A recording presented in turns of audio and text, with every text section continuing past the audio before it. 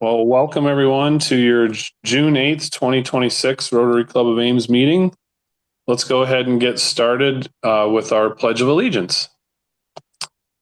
I pledge allegiance to the flag of the United States of America and to the republic for which it stands, one nation, under God, indivisible, with liberty and justice for all.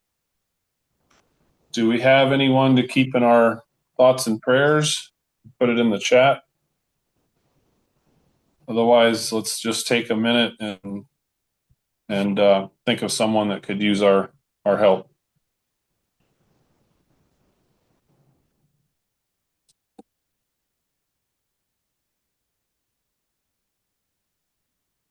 Okay, thank you, everyone. Little announcements here. We have our club luncheon back at the Plex next week. We'll be having Paul Harris awards, if you will, and a few other things. And then the following week we'll be online with Corey Hoyce from Hoyce Printing. And then we'll have an offsite meeting on the 29th. So if everybody could think about the 29th, if you can make it or not, we need signups next week in order to get some lunches for that. So that's at the 60 Forward facility. So be thinking about that so we could sign up next week, or certainly could email anytime. And that rounds out June. I do want to make a note. We also still have a couple opportunities for the Miracle League. Not sure if that didn't there's that slide. So we have the 13th and the 20th, 10 a.m. at the Miracle League field, Innis Grove Park. Still take some signups for that, or just stop by. Yeah, again, 10 o'clock in the morning on the 13th and the 20th yet. And that's really our announcements for today. I'll turn it over to Allison to introduce our keynote speaker today.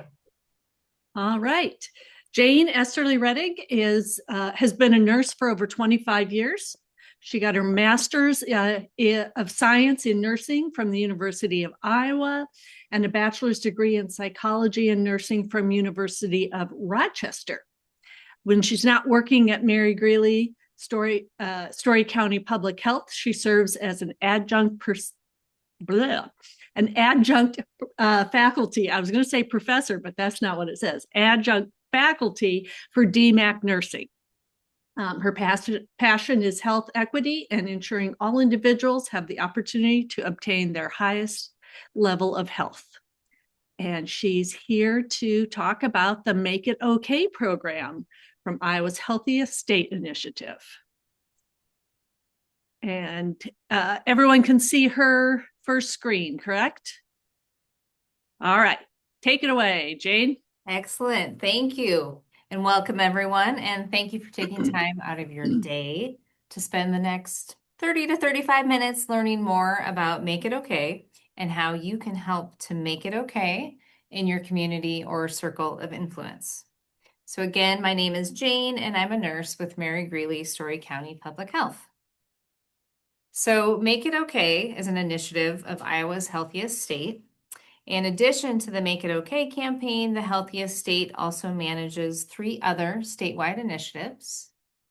And of course, I need to mention all of our sponsors. This program would not be possible without the support of generous sponsors.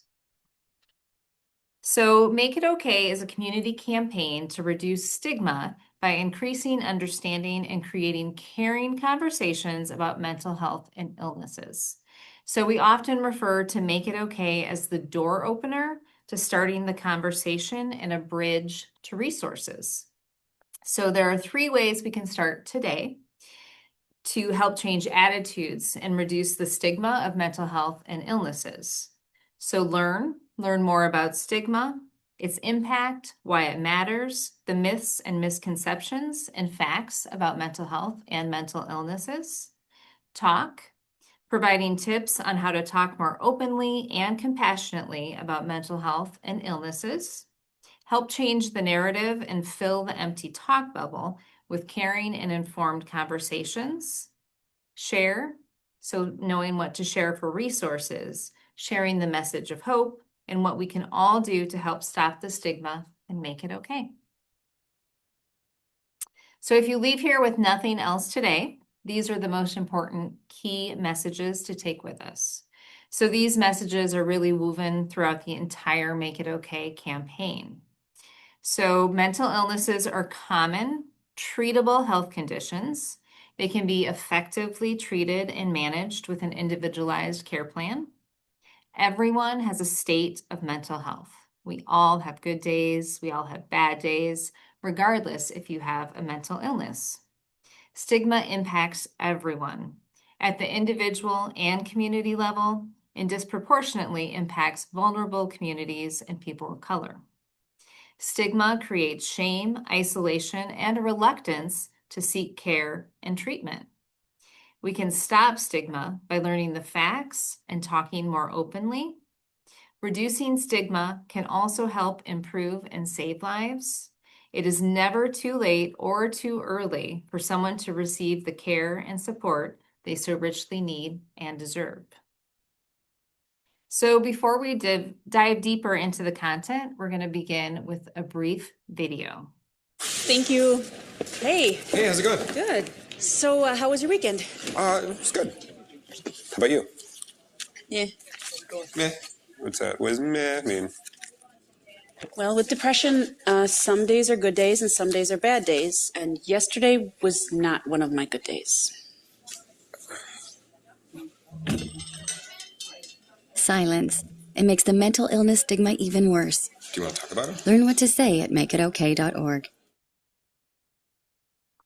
So as you can see by that big empty talk bubble, silence can make stigma worse. It's important to stop the silence.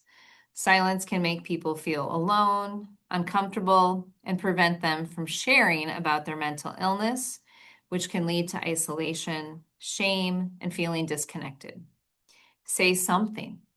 By starting a conversation, people feel heard and know that someone cares. It's normal to get tongue-tied, but that's why we're here today, to help you so that you can learn how to stop the silence and engage in caring conversations. So by definition, stigma is a negative perception that causes someone to devalue or think less of the whole person. It's stereotyping or labeling a person because of their condition. Stigma of any kind is a negative mindset and provides no value to society in general, and ultimately boils down to discrimination, leaving people who have a mental illness or those who are caregivers to feel that they are not as valued and are perceived as a burden or even dangerous. We hope to use this time today as an opportunity to reflect on how mental health and mental illnesses have been negatively portrayed and how we can make a pact to do the best we can together to change our language, our thoughts, and misconceptions or attitudes about mental illnesses, and how we show up for those living with a mental illness or struggling with their mental health. So when you're thinking about or describing someone experiencing cancer, what are some of the first words that come to your mind? Just take a moment and think about to yourself, what are some of the first words if you're thinking about someone, battling cancer? So typically common ones that come up are a warrior or fighter, brave, strong. So often these words come quickly to mind. They're supporting, they're kind, they're reassuring words, rightfully deserved by those experiencing cancer. Now let's do that same thing, but with the first words that come to mind or that you've heard others use to describe someone with a mental illness. So just think to yourself about things you've heard other people describe someone with a mental illness. Typically common words that you may hear are crazy, unstable, OCD, dangerous. So again, those words that often come quick to mind, but may not feel as comfortable saying them, because typically they are more hurtful or negative. So what's important is that people with a mental illness are just as deserving of the words of strong, fighter, resilient. The negative words and images can be tracked back to the stigma surrounding mental illness. Make It Okay is here to help normalize the conversation and see mental illnesses as normal illnesses. It needs to be seen and talked about in that way. Ending the silence and stopping the stigma helps to do this. We will know we are making progress when the same words and images are used to describe someone experiencing cancer or really any physical illness with the same words and images that are used to describe someone living with a mental illness. So mental health and mental illness are often interchanged. So next, we'll hear what each one is and how they differ from one another. The words mental health and mental illness are often interchanged. However, it's important to understand there is a difference. Mental health is a continuum of psychological well-being that we all experience. It affects how we think, feel, and act. On the other hand, mental illness is a diagnosable health condition. It involves changes in emotion, thinking, or behavior that can make it difficult to function in social settings, at work, or even with family. We all have mental health, but we may not have a diagnosable mental illness. So here are the facts about mental illness. It's a medical condition just like a physical illness, not a character flaw. It's caused by disruptions in brain chemistry and cannot be overcome by willpower. And it does not discriminate and can affect anyone, regardless of age, race, religion, or income. So here's the good news. Most mental illnesses are treatable with medication, therapy, diet, exercise, and support. Recovery is possible. To join the conversation and learn more about how you can help end stigma, visit makeitokay.org/Iowa. So it's important that we recognize that there are many untrue statements in general populations about mental illness. Next, I'm going to share a statement, and I want you to just answer to yourself whether you believe it is a myth or a fact. So myth or fact? Once a person develops a mental illness, recovery is possible. That is a fact. So studies show that people with mental health conditions get better, and many are on a path to recovery. Recovery refers to the process in which people can live, work, learn, and participate fully in their communities. There are more treatments, services, and community support systems than ever before, and they do work. So next, myth or fact? People with mental illnesses are no more likely to be violent than anyone else. It's almost the opposite. So that is also a fact. Only 3% to 5% of violent acts can be attributed to individuals living with a serious mental illness. In fact, people with severe mental illnesses are over 10 times more likely to be victims of a violent crime than the general population. You probably know someone with a mental health condition and don't even realize it, because many people with mental health conditions are highly active and productive members of our communities. Myth or fact? Children experience mental illness. This is also a fact. So even very young children may show early signs of mental health concerns. These mental health conditions are often clinically diagnosable and can be a product of the interaction of biological, psychological, and social factors. Half of all mental health disorders show first signs before a person turns 14 years old. 3/4 of mental health disorders begin before the age of 24. Unfortunately, only half of children and adolescents with diagnosable mental health conditions receive the treatment they need. Early mental health support can help a child before problems interfere with other developmental needs. Myth or fact? There's so much you can do for a person with a mental illness. That is also a fact.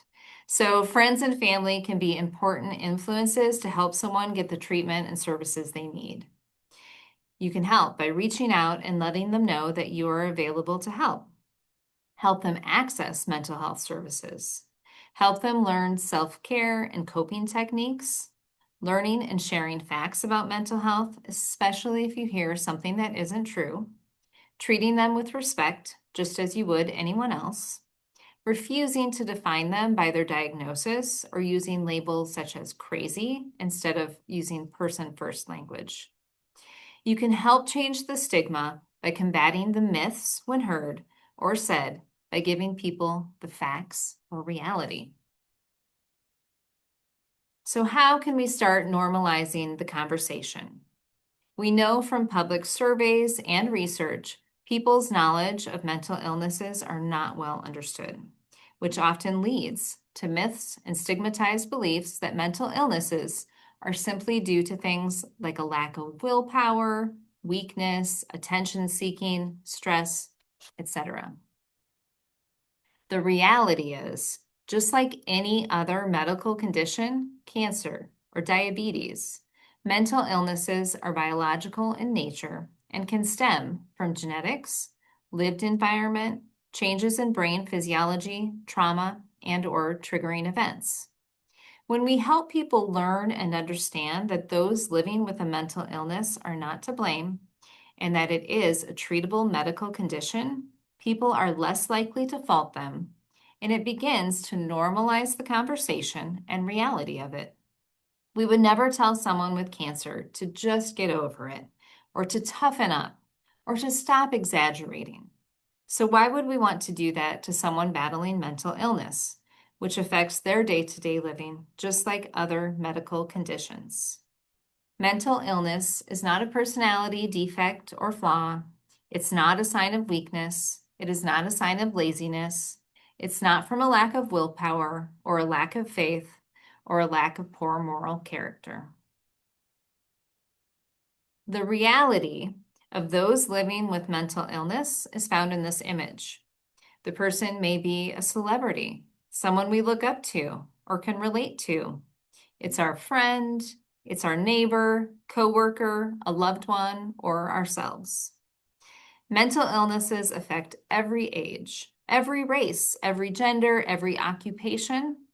It does not discriminate. And once we all better understand that, we can better understand that it's okay to talk about mental illnesses because they are, in fact, so common. 1 in 5 individuals will experience a mental health struggle.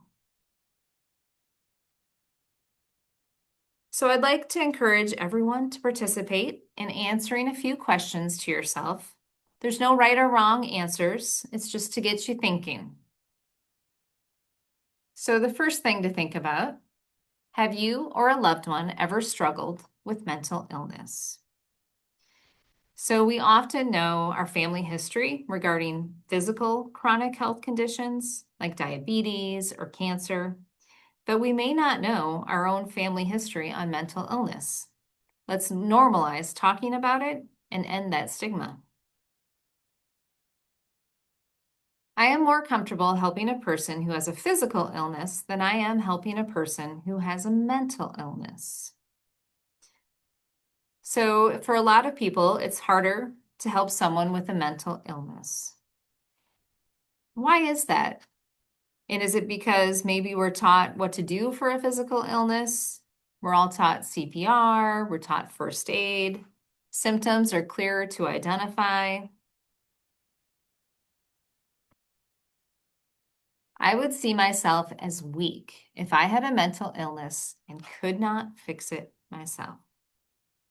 So the previous questions focused really on others, while this question really focuses on how you would portray yourself if you had a mental illness. Some people are tougher on themselves than they are on others. People in my community are not caring towards people with mental illness. So community can mean many things. It can mean your neighborhood, your family, your social network, workspace, faith community, geography. So it's a common area where people often believe we still have work to do because they can say strongly that their communities are still not caring towards those with a mental illness. So these questions can help to shed light on the different lenses of stigma in yourself, in others, in your communities, and help you start to think how you can show up differently in those areas. So why does stigma matter? So it matters because it is a real problem. It affects real people. Stigma and silence are the greatest barriers to people seeking treatment and seeking support for their mental illness. We all can play a role in stopping the stigma and changing the narrative. We can start today by looking at this blue box. So things that you can start doing today. Recognizing mental illness as a disease, using respectful language when talking about mental illness, combating stigma and misconceptions with facts when you see or hear them, seeing the person, not the condition, and offering help and support. So we want to be more comfortable talking about different types of mental illness. And just as a reminder, the Make It Okay program is not here to diagnose mental illnesses. However, it's important to have an understanding that there are many different types of mental illnesses. So we don't talk about physical illnesses under one umbrella. We call them out by name: diabetes, heart disease, cancer. The same should really be true for mental illnesses. We should be calling them out by name. It's just one more way to help normalize the conversation. The more you know about different mental illnesses, you can show up more informed and in a caring and understanding way. Mental illnesses are diagnosed by a provider, and they fit along a continuum where some are more severe or mild than others, just like other medical health conditions. Learning more about common mental illness conditions and how many people are affected is an important step in fighting stigma. The truth is, mental illnesses are common. 1 in 5 adults will experience a mental illness in their lifetime. Mental illnesses are as common as white cars. Some common mental illness conditions include anxiety, depression, bipolar disorder type 1 and 2, schizophrenia, post-traumatic stress disorder, eating disorders, attention deficit hyperactivity disorder, borderline personality disorder, postpartum depression, and obsessive compulsive disorder. It's okay to say these words out loud and get comfortable saying them, just like we wouldn't be ashamed to say the word diabetes or high blood pressure. Understanding and learning more about mental illness is the first step in stopping the stigma. To join the conversation and learn more about how you can help end stigma, visit makeitokay.org/Iowa. So recovery is possible, and it's important for people to hear, know, and understand that. A combination of treatment and supports can be part of an individualized plan. It's okay to have a mental illness because they are treatable health conditions. A treatment plan will look different from person to person, but is often a combination of these supports. It doesn't mean that symptoms will completely go away, but a treatment plan can help manage and reduce the impact of symptoms. The sooner people get treatment, the greater the chances of recovery. Stopping the stigma will help people to be less reluctant and seek treatment and seek care as soon as possible. A note on medications. It's important to call out that taking a medication for a mental illness is not a sign of failure. Some illnesses require medication as best practice for treatment and for good quality of life. Again, just like with diabetes or high blood pressure. One of the most important medications for depression works by recirculating a neurotransmitter in the brain. This is due to a physiological change for some people. They don't have enough serotonin and they need more. So what we say or what we don't say can make a big difference in helping to support someone with their mental health. This is one of the most visited pages on the Make It Okay website, so we know people really want to know what they can say and do to help. When someone opens up to you about having a mental illness, it is important to know what to say and what not to say to create a supportive conversation. Sometimes, saying nothing can make the stigma worse. We may resort to silence because it can be hard to find the words to say. Here are just a few phrases that might be helpful. Thanks for opening up to me. Do you want to talk about it? Is there anything I can do to help? I'm here for you. Tell me more. Are you getting the care and support you need? Can I drive you to an appointment? How are you feeling today? And here are just a few phrases that are not helpful to say. It could be worse. Just deal with it. Everyone feels that way sometimes. You may have brought this on yourself. You've got to pull yourself together. Maybe try thinking happier thoughts. And words such as crazy, psycho, nuts, or insane should never be used. Silence can make people with mental illness feel even more alone. By starting a conversation, it lets the other person know that you care about their well-being. Be nice, supportive, and willing to listen. To join the conversation and learn more about how you can help end stigma, visit makeitokay.org/Iowa. So to help make it okay, we all need to start showing up differently. We need to be supportive. How do we do that? So we need to stop the silence surrounding mental illness. Silence can be deafening when someone reaches out for help and they are met with silence or no response. Silence is not the answer. Be nice. So we shouldn't have to put this on the slide, but people with mental illness have told us, yes, keep this slide.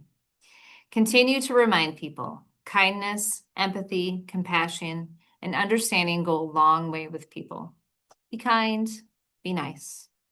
Really listen, not with the intent to speak or judge, but rather listening to understand. Keep in contact. It can be difficult for someone experiencing a mental illness to pick up a phone or write a text, so persistence can be important. Be the one to call or text first. It may not be a balanced back and forth, but it is important that you continuously reach out. Don't ignore it. Offer to help. Ask them, what can I do to help? It might be helping with the kids, driving them to an appointment. Offer to help in the same way you would if they had a physical condition. Keep the conversation moving. Mental illness is a part of someone, not all of them. Ask them how they are doing, then move on and talk about other parts of their life too. Offer to connect them to resources and encourage self-care. Once we get past staying silent, the next step is to be able to provide resources to people. Talking with a primary care doctor is a good first step. They are equipped to listen to and treat those that are experiencing mental illness. If people aren't sure where to start looking for help, calling their health insurance can be a good first step. If a workplace has an EAP, it's a good place to connect with and explore all options available to a person. We've heard this is one very important resource that is very underutilized. Be sure people know about it. And trusted community or faith leaders may also be a good person to encourage as a first step. There are many additional resources available as well. So here are just a few. So 988 is a suicide and crisis lifeline. The National Alliance on Mental Illness, or NAMI, has affiliates throughout the state of Iowa and includes additional training opportunities, but also support groups and other resources to support those living with a mental illness and their caregivers. Your Life Iowa is a 24/7 statewide go-to resource to support anyone in Iowa with a wellness concern or a question. They focus on gambling, mental health, substance use, suicide, and related concerns. Services are available via phone, text, chat, and email. When you contact Your Life Iowa, they won't judge what you've been through. They also work in collaboration with 988. Foundation 2 Crisis Services, that's an organization that's dedicated to providing compassionate, confidential, and accessible support for individuals and families facing life's challenges across Iowa. Whether you're navigating stress, anxiety, thoughts of suicide, or other crises, their trained counselors are there to help 24/7 and their services are available at no cost. MindSpring Mental Health Alliance provides no-cost mental health education, support, and advocacy programs. All of their programs feature evidence-based curriculum and are available to all community members. While based in Des Moines, MindSpring offers free monthly webinars that cover several different mental health topics. QPR stands for Question, Persuade, and Refer. So the 3 simple steps anyone can learn to help save a life from suicide. These trainings are held by Iowa State Extension. They're held frequently and for free. Most are virtual and they only take an hour. And then there's also mental health first aid training, which is a skills-based training course that teaches participants about mental health and substance use issues. So the creation of Back the Black started in 2022, where a committee of 16 Black Iowans from across the state met for over 6 months virtually and in person to review and recreate the current Make It Okay messages, materials, and resources. They were simply asked to take the current campaign, overall message, and relate it to their community through their life experiences and viewpoints. Many of the materials they recreated were around imagery, language, and additional resources directed towards their community. So you can get more involved with Make It Okay. You can take the pledge on our website, and that shows a commitment to learn more about mental illness, talk more about it, create caring conversations and end the stigma, and also to share. So sharing the Make It Okay message with others and sharing available resources. If you're interested, you could even become an ambassador. So an ambassador is someone who has a passion for reducing mental illness stigma in their community. An ambassador does not need to be an expert on mental health, but someone who enjoys connecting, engaging, educating, and promoting mental health awareness. You can go to the website and submit an interest form, and then you can also launch Make It Okay in your community or organization. Your organization can become a registered workplace and receive access to several tools and recognition for being a registered Make It Okay site. So before I hit play on the last video, I just want to stop and see if there's any questions or comments.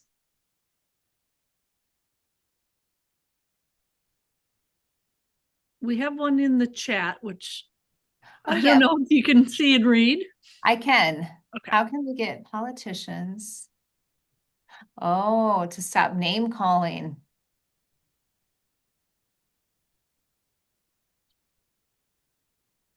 Mentally ill.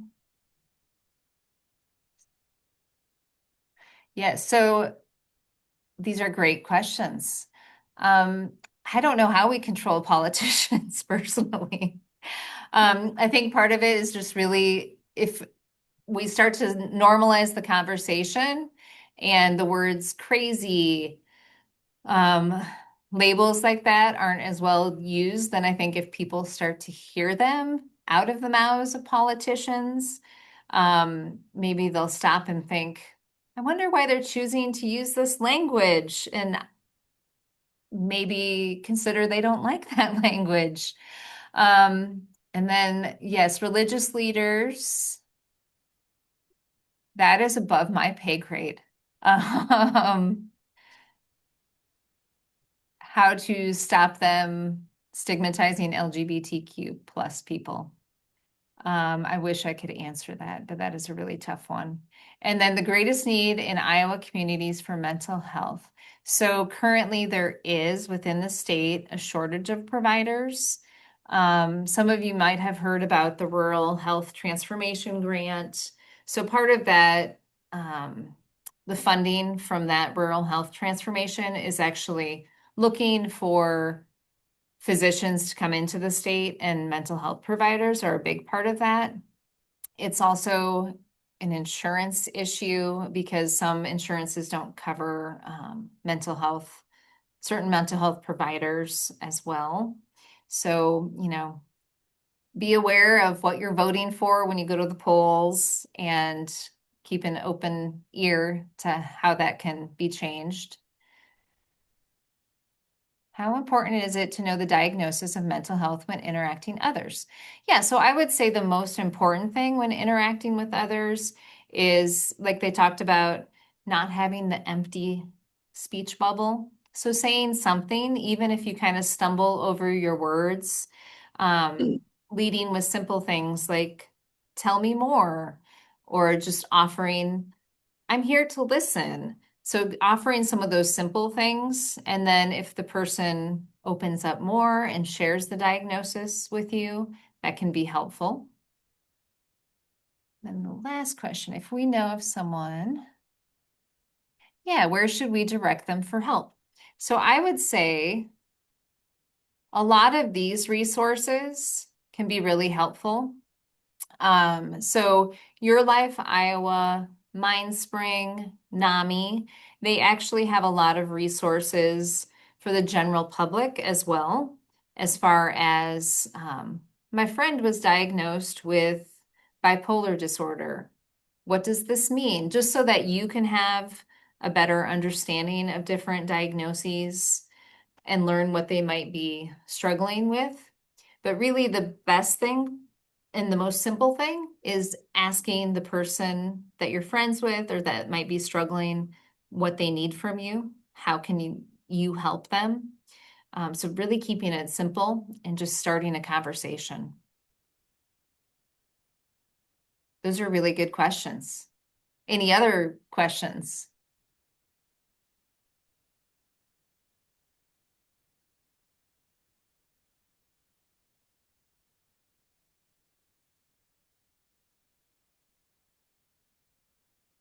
No other questions? Okay. So we have covered a great deal today regarding mental illness, the stigma surrounding it, and what we can do to stop the silence. It is a tough topic to tackle. So I do encourage you to take some time today to unwind, to take care of yourself, and digest in the information you saw. I also ask that you take a moment to fill out a brief presentation evaluation so we can continue to improve and educate other Iowans. And that's with that QR code right there. And then in closing, I want to remind you that resources are available for those who want to learn more about mental illness and what you can do to help. And then I will play this video. A few years ago, I lost a job because of stigma. Stigma, it prevented me from getting employment. It prevented me from maintaining jobs. I've lost a lot of good friends due to stigma. Stigma made me hide my truth and who I really am. It kept me feeling isolated and just resulted in more loneliness and more opportunity for the illness to continue rather than get better. Stigma for me made it very difficult to even access services when I first experienced mental illness. Stigma has made me feel more alone and like I couldn't connect with anyone. Thank you for taking this time to educate yourselves and learn more. I appreciate anybody who opens their mind and heart to learning more about mental illness and taking the power away from stigma.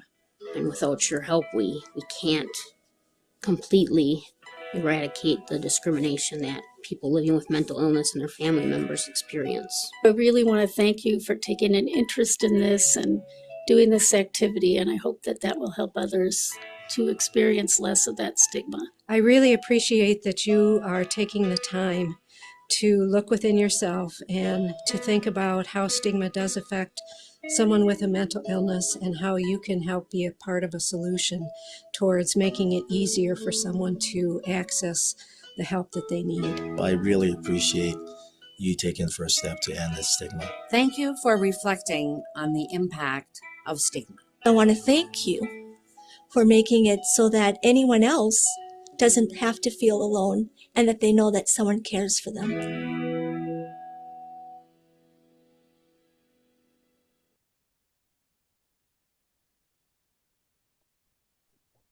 That's all I have. But again, if anyone has more questions, I'd be happy to chat.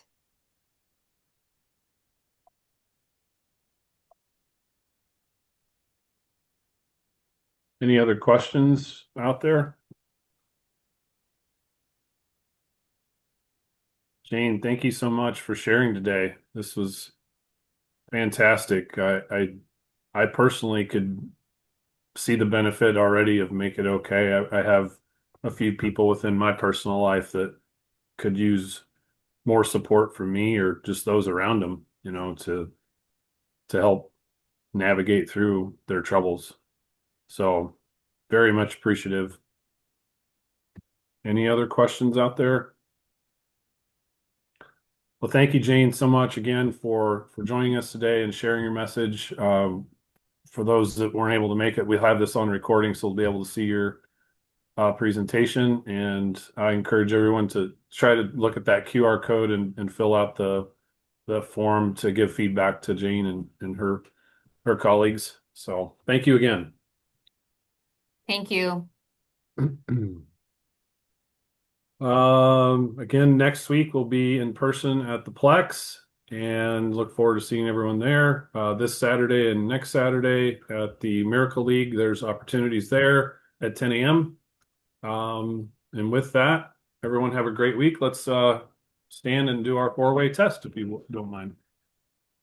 Of the things we think, say, or do, is it the truth? Is it fair to all concerned? Will it build goodwill and better friendships? And will it be beneficial to all concerned? Thank you, everyone. Have a great week. We'll see you next week at the Plex.